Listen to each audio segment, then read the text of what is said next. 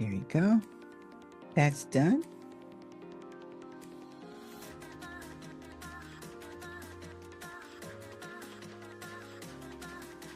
Okay. Now, always save a copy of your receipt. They typically will email you a receipt, but you want to always save a copy of your receipt just in case. Just in case. They typically always email a copy of the receipt. All right. Now, I'm going to stop sharing here because now you see that we have everything compiled, everything that we need to put this report together. We have checked and we have rechecked, right? We have dotted our I's in terms of research and crossed our T's. Now, we are going to, I can show you right here, this is going to be the write-up sheet that we're going to use to enter this report. Okay. All right. So the very first thing we want to do, I don't know if I can get to it from here. Let's see.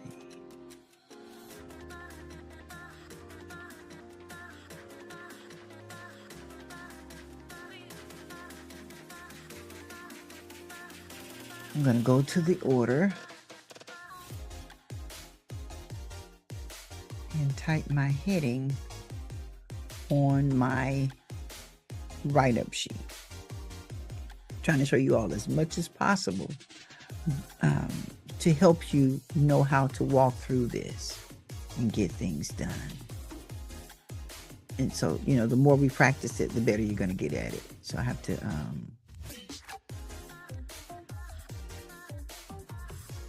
be ready to walk you through it.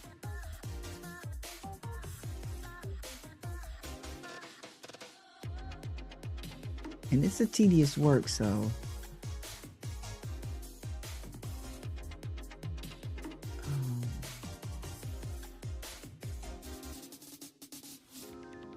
let's see, somebody's calling.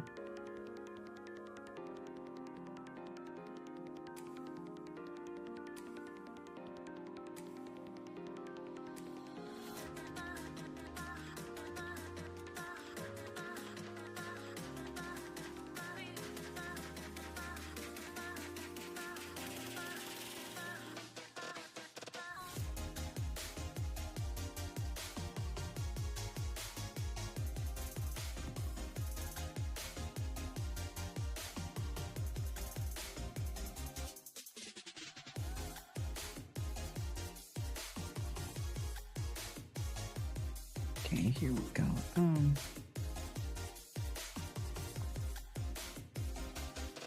Let me see.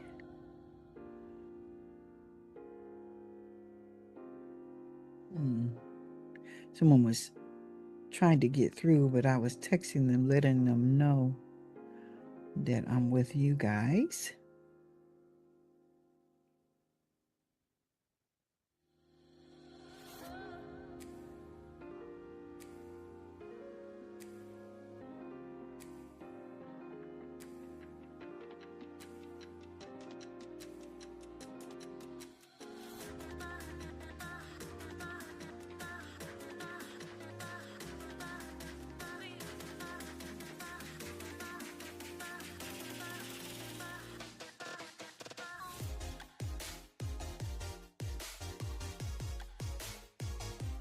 Okay. And I know that's a long time to have my focus away from you guys. I apologize for that. Well, my phone is just going off, so I thought I better update someone. Okay, so if you can see my screen, what I did was I'm copying the heading from the order. Now I'm going to go up here and I'm going to put that in my heading right there. All right. So that way we have all of the information pertaining to the order. Then I'm going to take that and put it on the heading at the top of the order, top of the write-up sheet. All right. And that would go right up here, right at the top of the document. So I don't think this is going to allow me to, let's see, it might. Okay, there we go. So that's going to go here, right? So that we can identify the document. And if you notice on the order, they've got the client's name spelled wrong in one of the spots. All right, they will figure that out. All right, so see right here, we put the effective date. That's the date that the county records are up to. So, you know, they have to stamp a lot of documents. And sometimes they'll have documents from last week that they just are finishing, like today's Monday. So they might have documents that were carried over from Friday, right?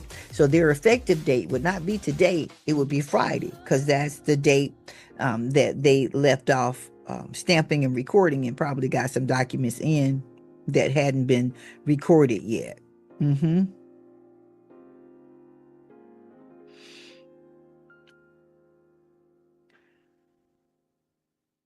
see.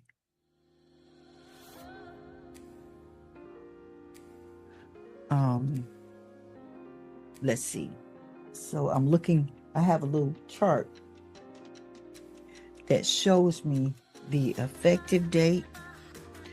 Sometimes it's a little off for each county.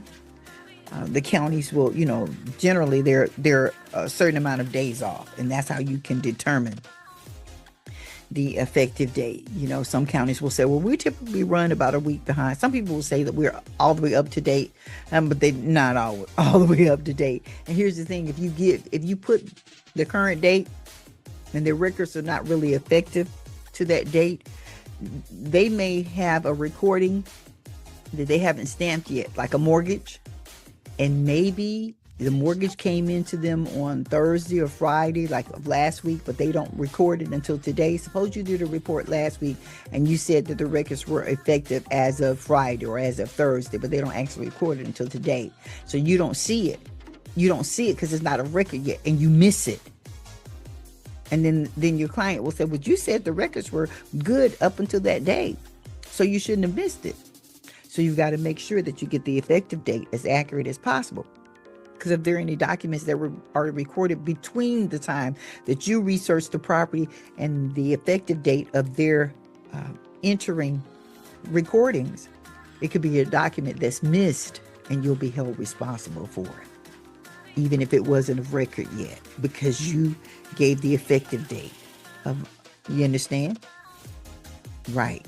But the date that you gave didn't indicate actually all of the documents hadn't been recorded through that date. So you want to give the date where their documents that you're seeing have been recorded up to. All right. Because you could give an effective date and the documents not be recorded by then. That means it was a mortgage there, but you couldn't see it because they hadn't made it of record yet. They had it, but they hadn't made it of record yet. Their records were good through the date that they made the documents of record. Okay. All right. So I'm pretty sure you got that by now. I tried to explain it in a variation of ways because it's vital to your report, and you're responsible for it. I'm gonna keep saying that because I need you to understand it. You're responsible for it, and that's why they make you responsible for purchasing your own errors and omission insurance. Now, if you work for someone, they take care of that.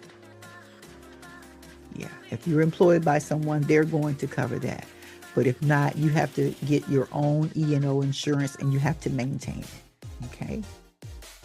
All right. So you see, I'm putting the order number there, putting all that information there. I am going to name this the write-up. I call it a write-up sheet. Most of the clients are going to call it a run sheet. Search fee. I want you to know I started doing this before. So I started doing this way back in the 90s, where the instructors would take like 40 forever. Excuse me, the attorneys would take a minute before they would finish their report. So they might take a week to do a title search. Yeah, I started back in the 90s, in the late 80s. And they would take like a week. And that's how I was able to help some of them, because it would take so long for them to get the title report done. Now we are required to have it done in a few hours. That's fascinating to me. All right. You're going to put your fee on there. This is the current owner search. So I put the fee there and the copy cost. So our copies cost us $15. Now, I always make sure, and this is a lesson that I'm probably going to teach you more of off camera, because this is something that I know that a lot of clients don't understand, but it is the truth of the matter when it comes to financing. So you are completing this report. You have expended $15. Now, if it's a commercial report, it could be $200 that you've expended in copies, right? Now you've got to wait for your client to pay you back for those copies. What are you doing? You are carrying cost for them. Yeah. Now they're going to try to pass it off as just the cost of goods and services, the cost of you doing business. And that's true. But that copy cost is their responsibility. I paid for the copy cost up front and carried that debt that they owed me until they paid me for it. What's that called? It's a form of financing, isn't it? Yeah. I'm going to teach you more of that later on, so you understand how to make sure that you include your copy costs in your report. Okay. And I'm probably going to talk to you about that off camera, because I noticed that a lot of clients, they don't care how many copies it is, what the upfront cost is. That's why I say you got to keep maintaining an escrow account with money in it to cover your copies. You always have to maintain with all the other funds. And that's why we set you up with a budget that you want to maintain, so that you'll always have the costs to cover the funds to cover your copies. When you get the copies for the client, and send it to them, it is taking, you're expending from your copy pool, and you have to wait for them to pay it back, to reimburse you for it. Some of them can take a while. Yeah.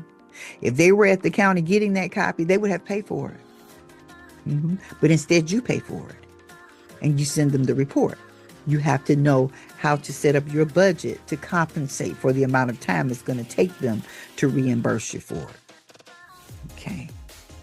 All right. Because you always want to be able to deliver to them quality product, and you don't want to be skimping whatever it is that they ask you for. So like that mortgage was 21 pages. So had they asked for the full set of copies, then we would have sent them the full set of copies.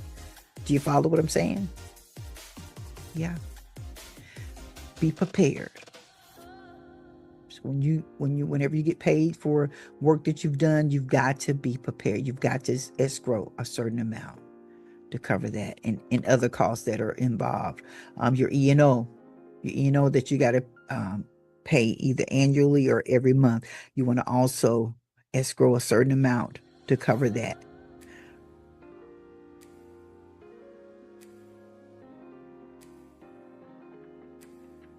Okay, so these are the 2025 taxes. Remember, we got that information, and I put on here, excuse me, I put the status on here, paid. All right, now we're about to type in the deed information, and we know we're typing in the current deed first, so that's going to be that 2025 deed, right? What type of deed was it? It was a trustee deed, right?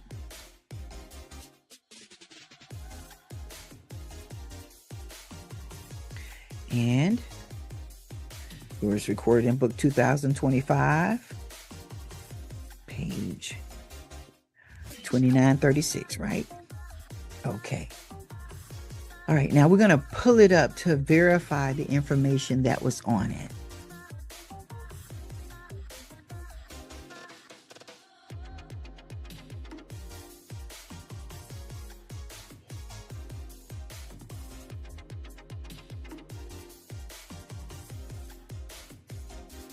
So we're opening up that deed.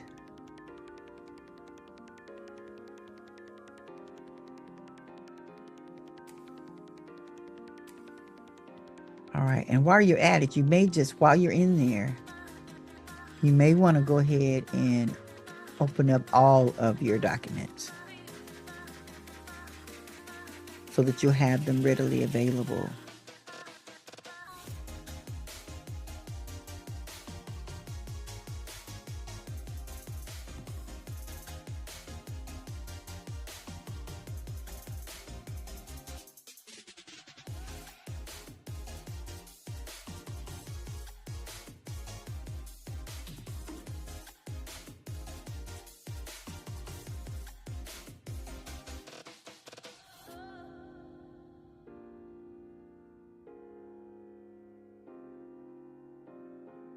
Wow, it's taking a minute to load, isn't it?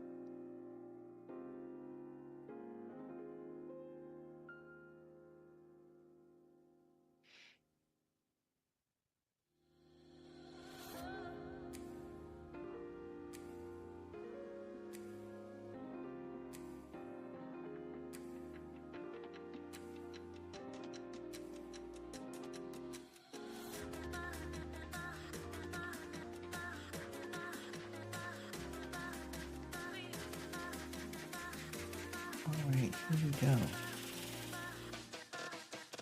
We've gotten the pertinent documents that we're going to need to. And let's get them so that we can see them.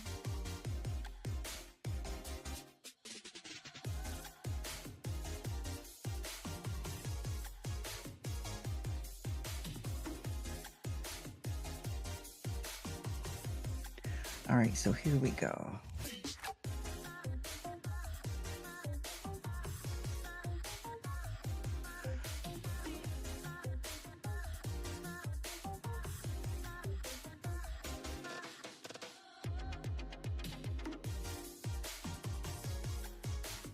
The grantors are Jeffrey W.,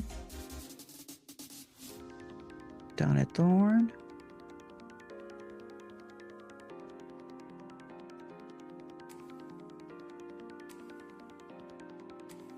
and Catherine J. Donna Thorne.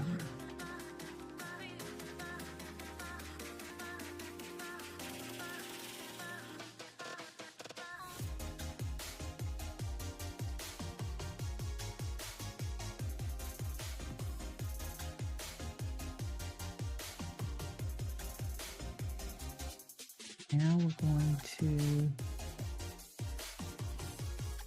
Emily.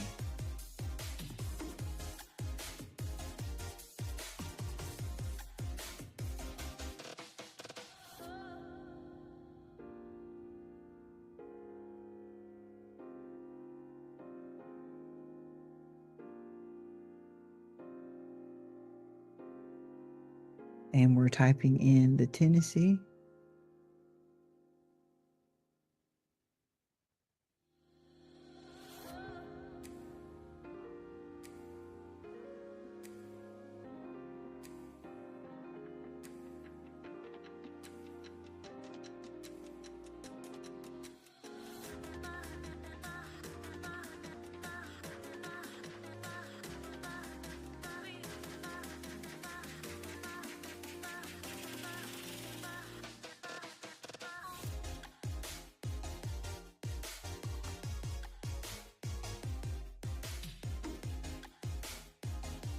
And now the consideration. Now, there are two places that you may feel comfortable typing in the consideration.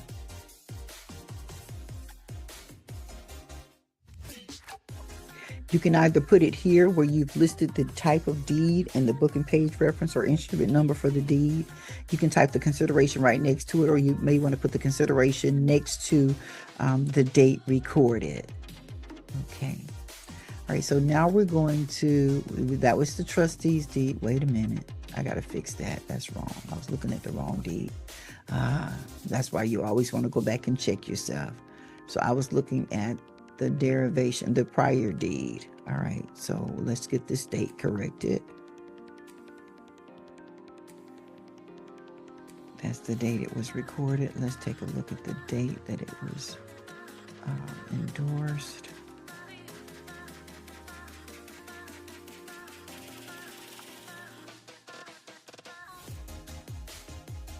All right, there we go.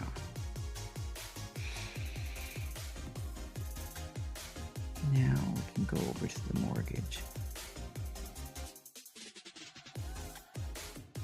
Okay, turn this up a little.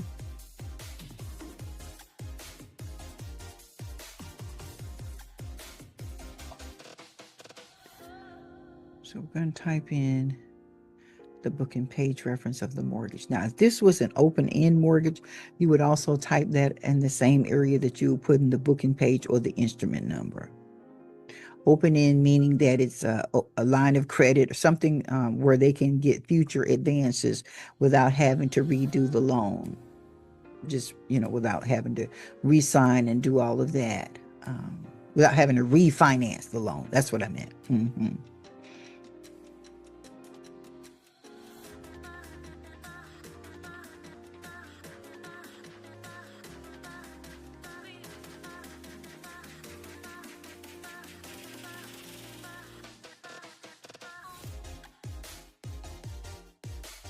Okay, so see, they have the tenancy on here as well. So you're going to type it on in the area where, for enduring their joint lives. In the area where they have the mortgage information, you're going to type that tenancy on the mortgage as well. Now for the mortgagee, mirrors. Now, in some cases, the client or employer will want you to type out the full tenancy. Some of them, like this client, just wants you to put enough so they understand the language. It's nominee for merchant home lending.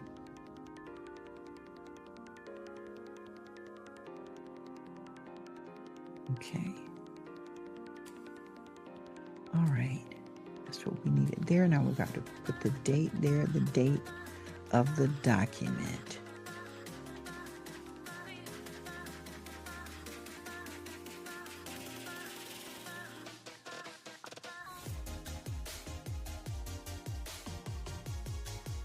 And the date that it was recorded, which you can normally find at either extremity of the document, the very first page, or sometimes on the last page of the document.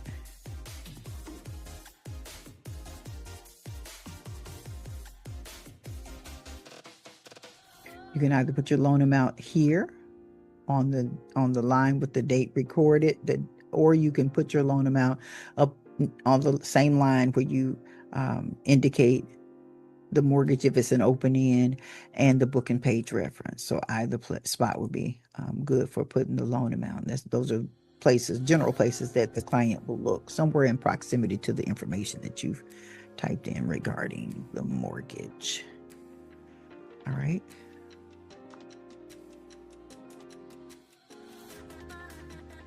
Okay. Now,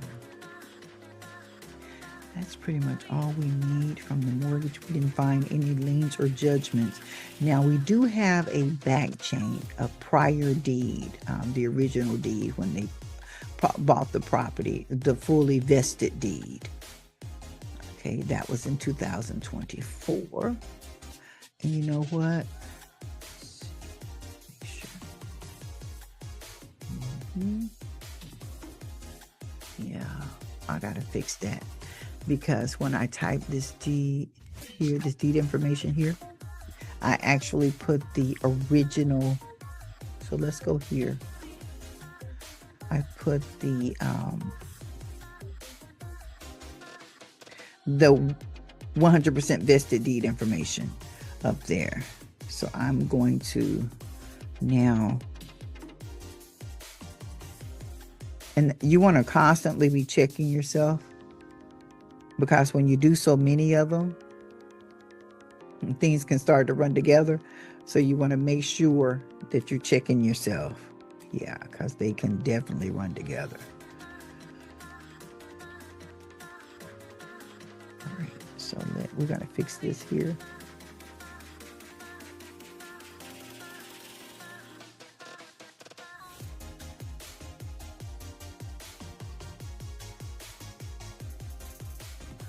All right, and now the grantee.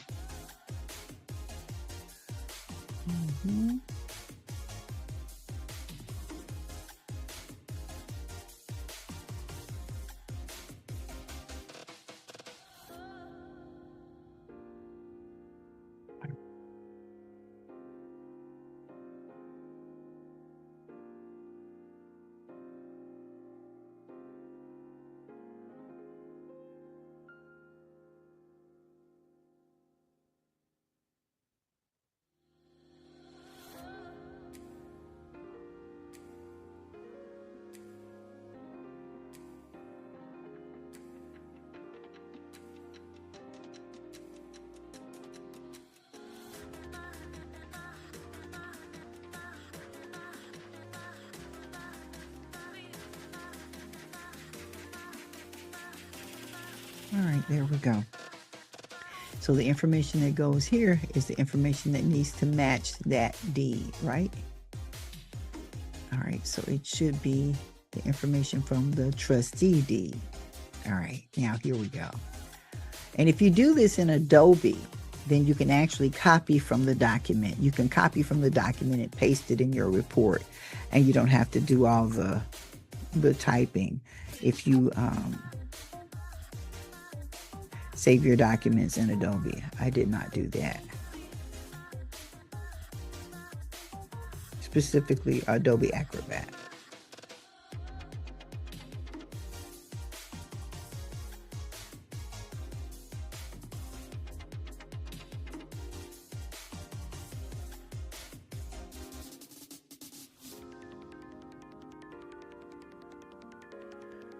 Okay.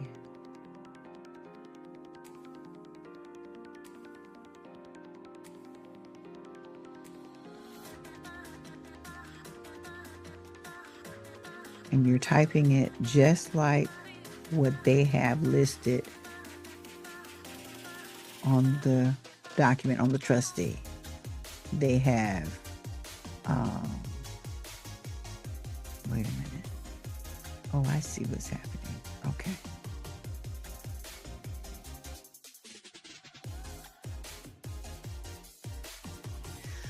All right. So if you can see there, the grantors are Justin A. and Emily A. Luxo, a married couple. Okay. Then for the grantees, they're using their full names. They've got their full names there.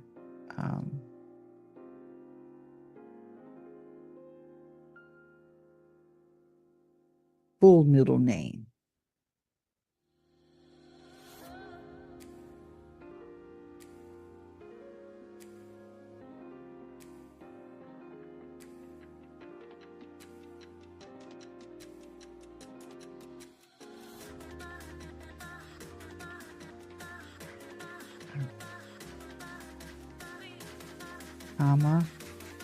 Trustees of the Justin and Emily. Should be Justin A and Emily A, but that's okay. Justin, I'm typing it just like it is on this document.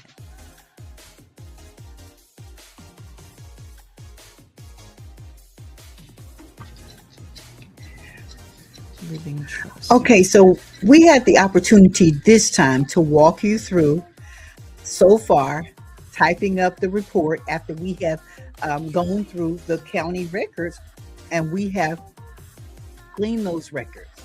All right, so at this point, we are about to show you how to complete it and submit it. All right, so we're almost finished, but I'm going to stop it right here. I don't want it to be longer than 30 or 40 minutes long because at that point it's too long. Okay, so we're going to stop it right here.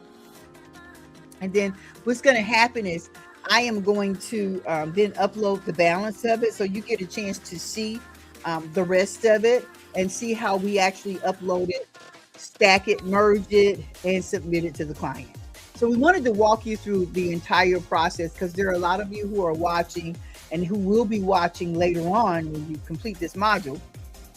You are actually working through your own franchise unit at this point. You got a limited franchise unit and you're walking through it. We've helped you to get a client or 2 or 3, and you're now processing through getting the orders, getting the title reports done, submitting them. So we want to walk you through to make sure that you're comfortable.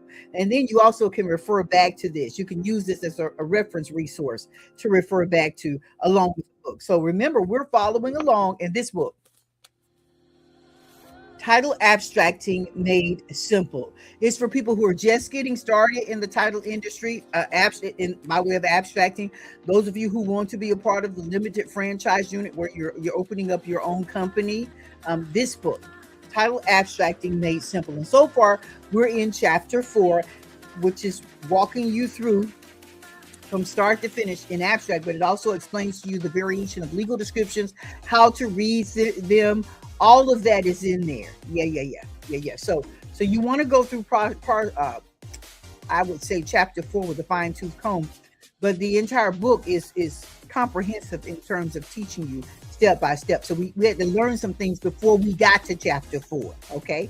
Also a reminder, if you're in a state and it requires you to have a license for abstracting, this book is an excellent resource to use to study for that test. So if you don't want to take the course that we offer, because we do offer a course to go along with this book, if you'd rather not take the course, now if you have a limited franchise unit, the courses come along with it. It's a part of the franchise unit. But there are separate courses that we teach just for this class. You don't have to have a limited franchise unit. We just teach you from beginning to end, including how to set up your own clients and how to submit it, how to prepare your run sheets, all of that. It's in here so that you understand the fundamentals, everything. Because what we're doing is teaching you how to set this up so that title examiners will find your work comprehensive, very easy to read. That's one of their biggest issues, is that we as abstractors don't understand what they're looking for. So when we submit it to them,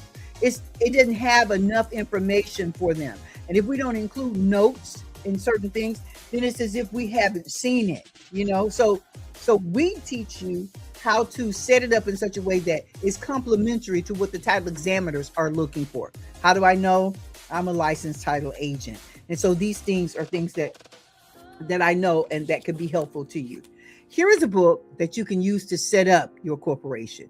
Easy Corporate Comprehensive Curriculum for New Business Owners. So let's say you want to go into abstracting. You don't necessarily want to go to work for somebody else, but you want to use your title abstracting skills and understanding, credentials, certification to go into your own company. This book shows you how to set up your company from beginning to end. All right. So I'm hoping that this is going to be beneficial to you in a variation of ways, hopefully.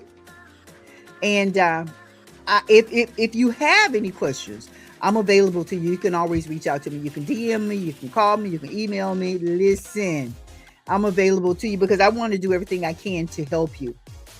This is a very lucrative way of earning a living. And what we've done today in this training was to teach you some of the fundamentals, both for commercial and residential title abstracting, giving you some skills so that you'll be able to read, interpret, and compile the essential components for a title search. So you should have learned today not only what to look for, but ways that and why those documents and that information matters, because I was trying to break all that down. That's why I took my time to show it to you. And also how to present your findings professionally. This is not your regular content for content creators. I'm not a content creator. This information is here to be helpful to you, to actually teach you step by step. You understand? It is content that I created, but I didn't do it for the purpose of being a content creator. I did it for the purpose of providing a resource for you, a reference resource that you can use in this title abstracting industry, right? So Today's lesson was to walk you through a real client report. That's what we did. And that takes time to ground your learning in real world practice today. So that's why we were walking you through the actual report, taking our time like you would if you were doing an actual report, because this is an actual report. Yeah. And so we walked through it. We completed it before your very eyes, this segment and the 2 segments prior to this. And the next thing you're going to see is how we prepared it to submit to the clients. Right. So you're seeing how we organize the information, how the documents should be interpreted, how you summarize them, how to present findings clearly, and professionally, all of that. And what the clients expect in terms of a finished abstract or a search report. So this is like a bridge between the theory of title abstracting, which is what you get in this book, but you also get the practical application of title abstracting made simple. We're showing you exactly what the abstracting field looks like in hopes that you'll be interested. Soon we'll be starting a school community. And if you're interested, reach out to me. We'll make it available to you so you can join, right? Because there's a profession that will take you from entry level to expert, from employee to business owner, from abstracting to title agent, if that's what you want. Most people never hear about this profession. Today, I wasn't just telling you about it, but I was showing you about it, walking you through the actual report that we've completed for a client so you can see, you can see the craft that's behind the career.